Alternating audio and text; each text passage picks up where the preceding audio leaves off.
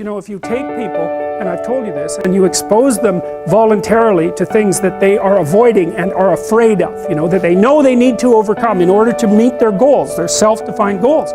If you can teach people to stand up in the face of the things they're afraid of, they get stronger. And you don't know what the upper limits to that are, because you might ask yourself, like, if for 10 years, if you didn't avoid doing what you knew you needed to do, by your own definitions, right, within the value structure that you've created to the degree that you've done that, what would you be like?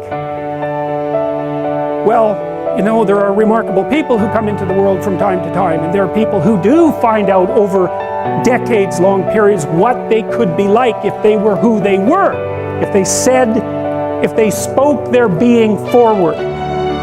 And they get stronger and stronger and stronger, and we don't know the limits to that. We do not know the limits to that. And so you could say, well, in part, perhaps the reason that you're suffering unbearably can be left at your feet, because you're not everything you could be, and you know it. And of course, that's a terrible thing to admit, and it's a terrible thing to consider, but there's real promise in it, right? Because it means that perhaps there's another way that you could look at the world, and another way that you could act in the world, so what it would reflect back to you would be much better than what it reflects back to you now. And then the second part of that is, well, imagine that many people did that, because we've done a lot as human beings. We've done a lot of remarkable things, and I've told you already, I think before, that today, for example, about 250,000 people will be lifted out of abject poverty, and about 300,000 people attached to the electrical power grid. We're lifting people out of poverty collectively at a faster rate that's ever occurred in the history of humankind by a huge margin. And that's been going on unbelievably quickly since the year 2000.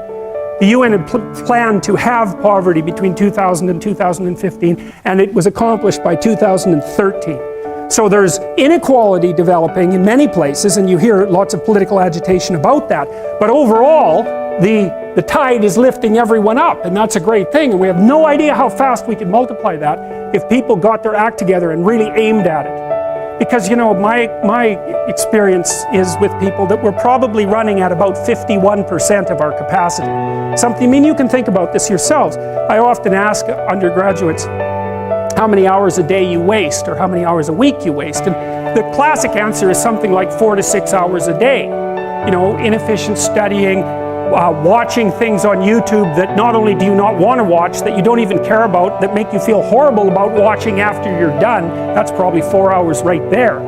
You know, you think, well, that's 25 hours a week, it's 100 hours a month, that's 2.5 full work weeks, it's half a year of work weeks per year.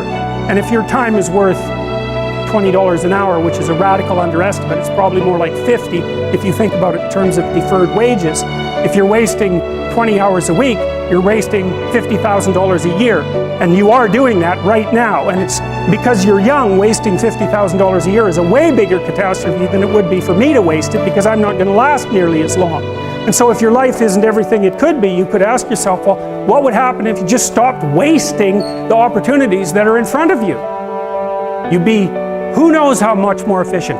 10 times more efficient. 20 times more efficient. That's the Pareto distribution. You have no idea how efficient people get. It's off the charts.